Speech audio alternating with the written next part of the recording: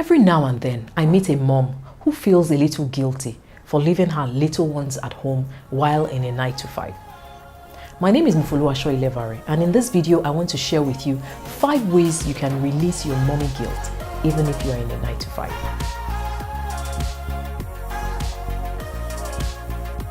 The first thing you have to do to release the mommy guilt, even if you're in a 9 to 5, is to release the expectations. Now, expectations come in twofold. On one hand, the society has certain expectations of a mom. They expect you to be at home, they expect you to take care of the little ones, they expect you to take care of your husband, your in-laws, to cook, to wash, everything. The expectations are like this. I've been there, I know. On the other hand, you also have expectations of yourself. You want to be a career woman, you want to get promoted at work, you want to be visible, but at the same time, you don't want to let go of some of these responsibilities that you have.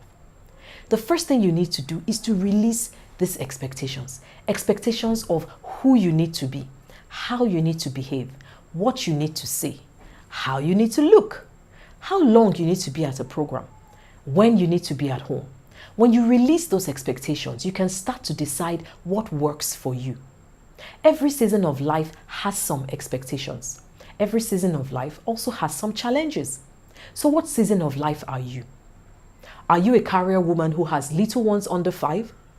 Or are you a career woman who's got an empty nest? Depending on the season of life you're in, you can start to design the career and the life that you love. A life that works for you. A life that is free of expectations. Who says that you can't take an extra hour of nap instead of washing the dishes, all because the expectations are your kitchen must always be clean? Who says you cannot have a dirty laundry for 2 days or 3, all because the expectation is your house must be clean? Now, don't get me wrong, I'm not saying that you should have an untidy house, but you know what, there are many expectations that we put on ourselves that are not realistic. To release the mommy guilt, number 1, release the expectations. There are times when just taking a nap till tomorrow morning will make the world a brighter place. Think about it. The second thing I would advise you to do is to use a planner. There is no way you can organize all the 1,000 things you need to do in your life without a planner. Now, a planner could be in form of a journal. It could be in form of an e-copy thing. It could be something you have as a manual or a diary. Just something that helps you to plan your life. When you plan your life, you plan well. When you plan your life, you succeed well, both at work and at life. Use a planner. For example, I use one calendar for all my activities. When I need to be at the PTA, when I need to go for soccer ball, when I need to have a business dinner, when I need to go on a speaking engagement, I use one calendar. By fitting all my activities into one calendar helps me to prioritize. It helps me to know when I need to stay home and sleep, helps me to know when I need to go out with Mr. J, helps me to know when I need to take the kids out as well, and when to go for my next massage. When you keep a planner, it will help you to regulate your time and gain some time so you can have peace and happiness in your life. Number 3, I would advise you to get help. Being unstoppable does not mean you don't ask for help. Being unstoppable means that you get the help and the support system that you need around you. When things change in your life, it's important to find the support group that can help you. It could be a nanny, it could be a grandma. It could be pulling together, having a car pulling together with your friends. It could be having play dates and planning that so that one weekend you get the time to rest and the other weekend you have other kids over. Being a superwoman does not mean you don't need help.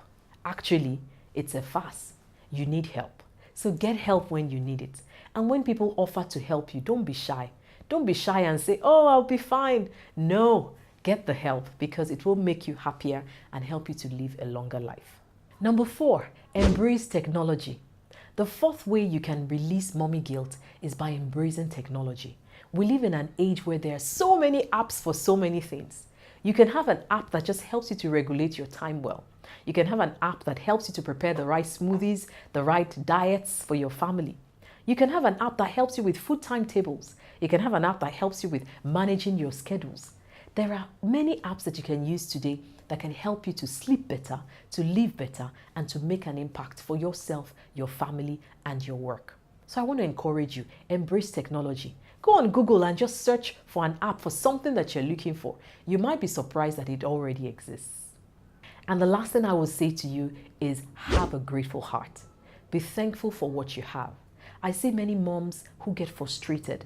Having those kids took prayers and now you have them, you almost feel like kicking them out of the house. Be careful. Be thankful for what you have.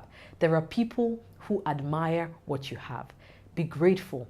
Every day, think about 3 things that you're grateful for. Record it for yourself.